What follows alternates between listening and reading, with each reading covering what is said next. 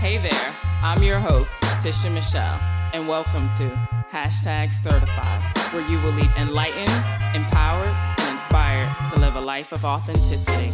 Let's go.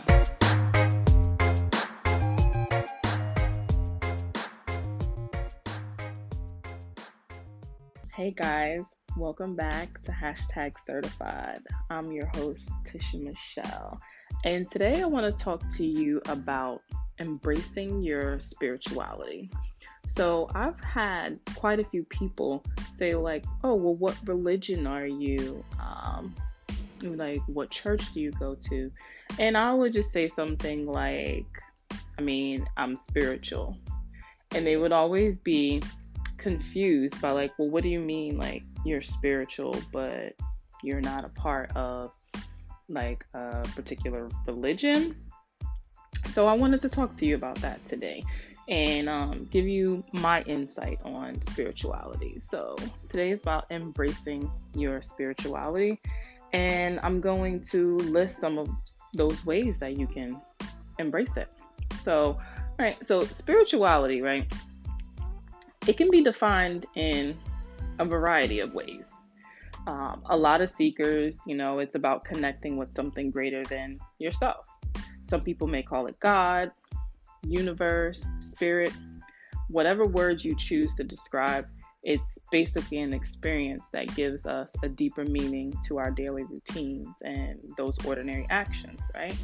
So while searching for something sacred can produce dramatic results, the process really is simple. It doesn't require extensive therapy or like taking a year off work to trek through Tibet, although that would be pretty dope. Personally, I've been on a spiritual journey my whole physical life, but it wasn't until this past year that I was aware of this journey. That awareness, unfortunately, came from, well, I don't want to say unfortunately, so unfortunately/fortunately, came from the sudden loss and pain of losing my best friend Gloria of 22 years. I remembered my purpose, which is to connect others to their true authentic self, but by first connecting to mine. So I want to break this down into two journeys. So I want you guys to embrace the spirituality and start exactly where you are now. All right, so let's talk about the journey inward. You probably heard people say like, oh, I've had to go within. So 1, accept who you are. Recognize that you do deserve love and happiness. Embrace all the aspects of yourself. Most importantly, give gratitude for all efforts, and then learn to like enjoy your own company. Not to run from your thoughts or run from spending time with yourself. If you're not comfortable and you don't love spending time with yourself, like how can you expect other people to spend time with you, 2, express self-compassion. Examine how you speak to yourself. Always, always, always choose uplifting and inspiring words. Forgive yourself for your past.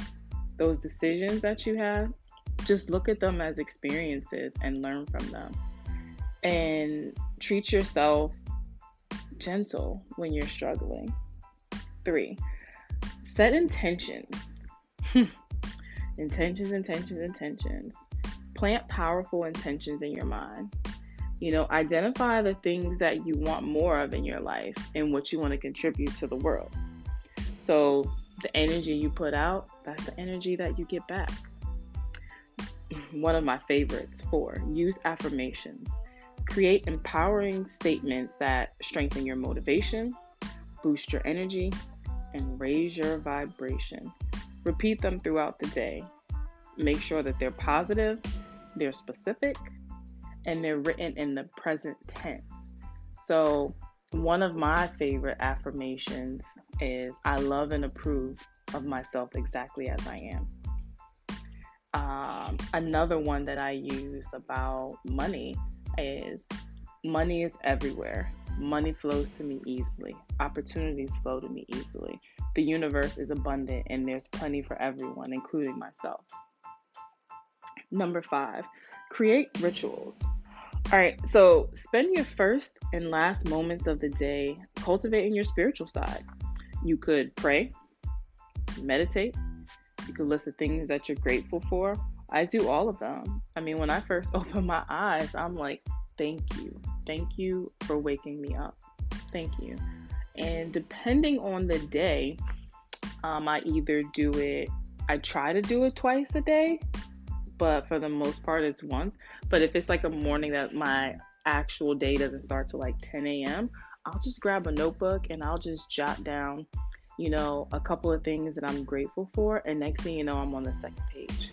And I'm like, wow, I have a lot of things that I am grateful for. And I truly, truly am blessed. 6, think positively.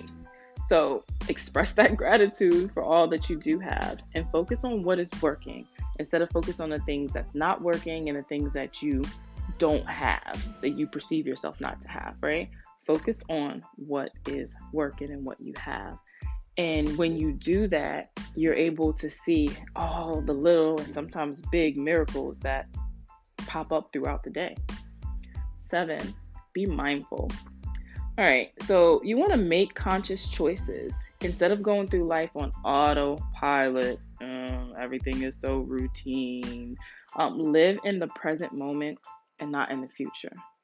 Notice your consistent reactions and ask yourself if there are more creative solutions that you can implement, right? So we tend to start becoming this famous author of our lives, right? And we start making up stories and we go straight to the future of all these things that could happen, it might happen, and we start to express it sometimes in ways through anxiety, panic attacks, the stress, the worry for something that might not even happen. And you know why? Because we're living in the future instead of living in the present moment and just facing and looking at today. You know, instead of worrying about something that, maybe it's a bill, and today's the 1st and that bill is due on the 15th, but now you're over here stressing and having a panic attack over something that you think you might not be able to pay in the next 15 days versus focusing on what's going on in front of you right now. Let's just start there and let's keep that energy pure, living in that moment and just going, with the flow and putting out those good vibes that will then spread and attract the opportunities for you to be able to pay that said bill that's due on the 15th. So, we want to be more mindful and we want to just live in the moment and enjoy it and not take that for granted. All right, so now let's transition to the journey outward, right? Number 1, famous for this one, slow down. It is difficult to appreciate life when you're always busy.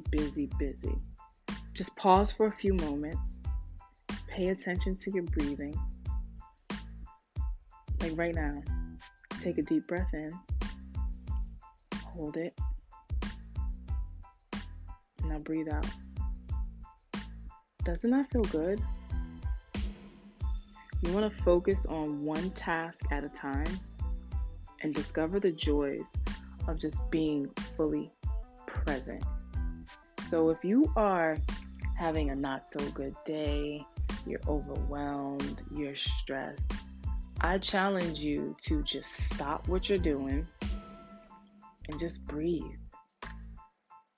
Just breathe. You could put your hand on your belly while you're breathing. You could put your hand on your heart so you could feel your heartbeat. Just pause and just breathe. Take a deep breath in, hold it 3 seconds, 5 seconds, and then just slowly breathe out. Not only does it feel amazing, it's going to ground you and bring you to that present moment so you can appreciate everything and everyone that's around you. And it's just a great feeling. Number 2, be mindful of distractions. All right. Ooh, distractions. You want to cut down on the things that drain your time and provide little to none satisfaction. Track how much time you spend like watching TV or checking social media. That's a big one for me. Is that freaking social media? Yes, it is great because you can connect with people, you're building a brand or you're promoting your business and you want to stay out there and you want to get to the masses. And I get it, but it's so easy to fall into that trap. You know, I can get ready to go make a post on Facebook, right? Next thing you know, the finger's just swiping. And I'm just scrolling through, and I look up, 10 minutes gone. Oh, and I haven't even made that post yet. So we really want to be mindful of the distractions. So one little tip that I use when it came to social media, and I do little breaks of this, I remove Facebook off of the app off of my phone. So I remove it off of my phone. So if I do have to get on there to post, I actually have to go to like Safari and like log in and do all of that stuff. It's a lot of work. I don't have time for that. So it'll minimize like me just scrolling. So then when I go on there, I actually go on there for my purpose. And that purpose is to put a post up on there. And then I can check back later and respond to anybody that I need to respond to. So that's just a little tip. If social media is one of the things that's kind of distracting you right now from things, just take the app off of your phone. That's it. Number 3, smile and laugh. Spirituality can be fun, you know. Let's find the humor in those challenging situations and be willing to laugh at ourselves. You know, you can get all worked up over something, right? And be all upset and just like, oh my God, this is so bad, this is negative. Or we can step back and just have a good laugh and just smile and say, all right, spirit, all right, universe, nature, God, whatever. What's going on here? What do I need to see here? Oh, you got jokes. Okay, I get it. You know, you just want to kind of like look at the bright side of it. And before you say there is no bright side, there is, because there's a lesson in every experience that we have. It's just all on our perception of it. Number 4, practice self-care. Oh gosh. So you want to protect your health and your well-being. So we want to be mindful of the foods we put in our body, exercise as best as we can, and get as much sleep as we can. Manage the stress and maintain a healthy work-life balance.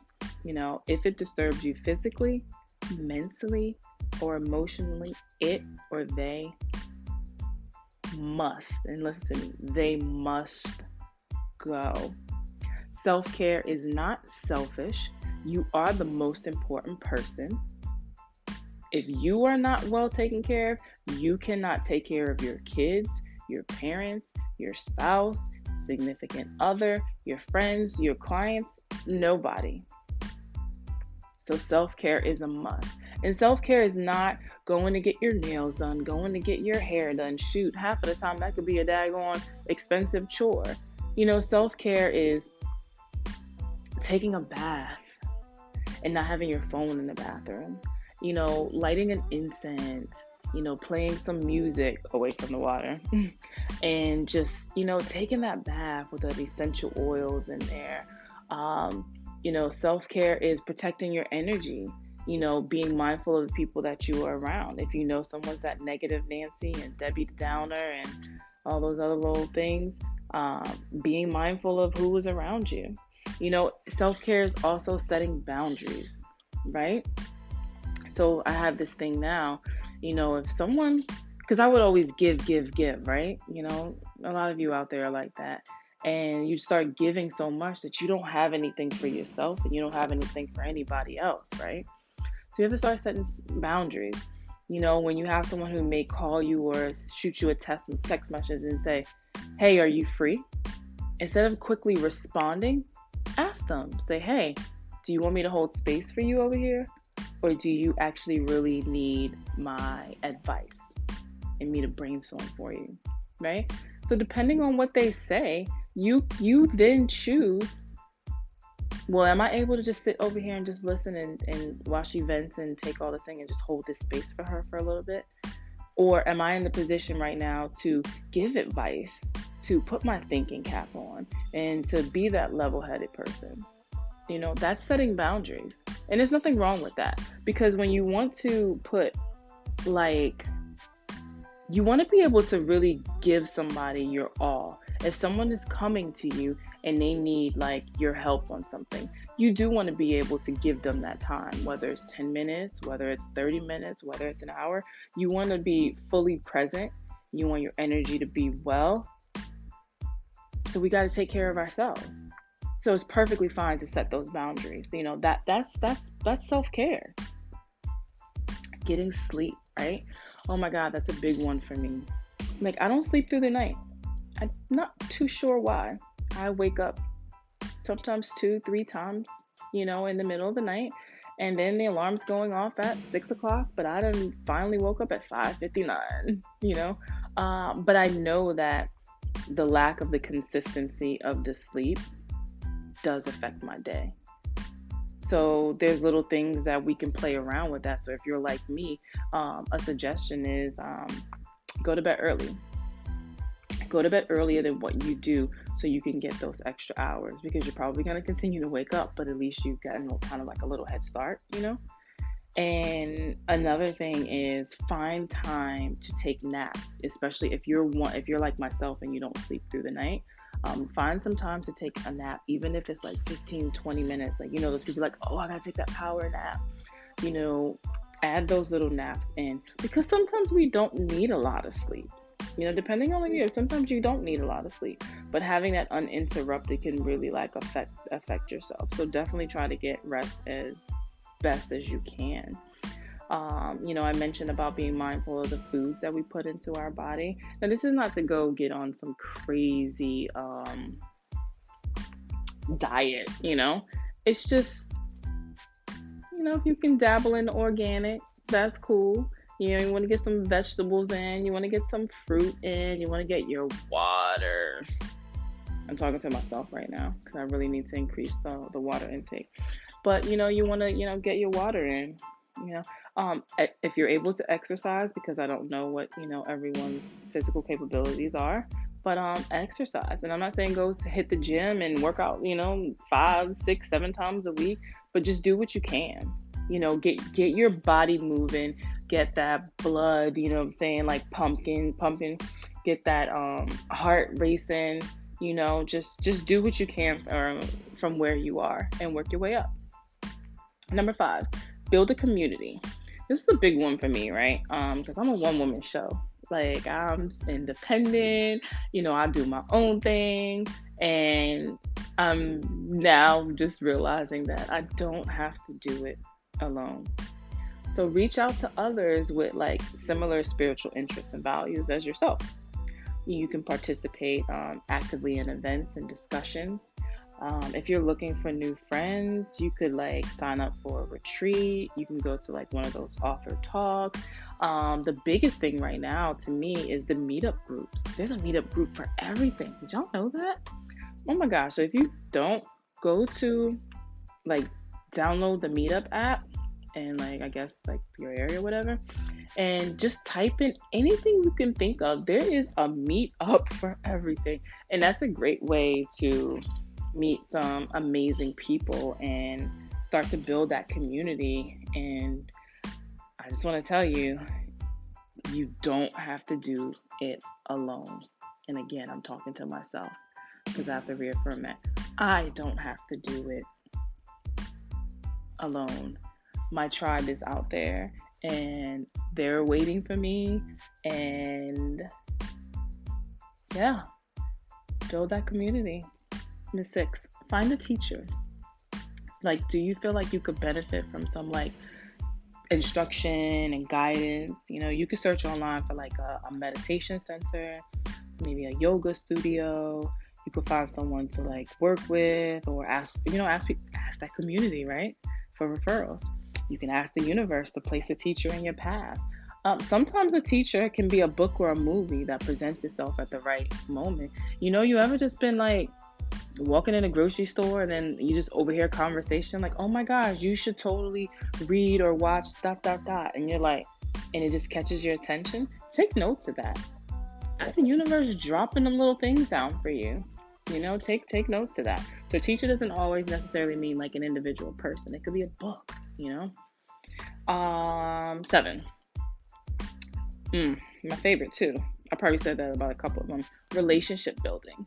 Nurture strong and supportive relationships with your family, your friends, your coworkers, people you're meeting in these groups. Work on your communication and listening skills. Listen, truly listen to hear people. Be generous with sharing your time, your resources, be present, and again, truly listen. So my number one gift is my ability to connect to others. And that is the number one way that I built my home care agency that I had in the school, was the relationship building. It's just connecting to people. Everybody wants to be heard. We all want to be heard. So listen, listen to people. Just like you want people to listen to you. Nurture those relationships. There's something that we can learn from everybody that we meet in our life. Even if it's someone you're like, oh my God, I don't like them. That is, no. You can learn something from them too. So nurture these relationships. Number 8, take risks. Ooh, my saying is, I've never been afraid to jump and grow my wings on the way down.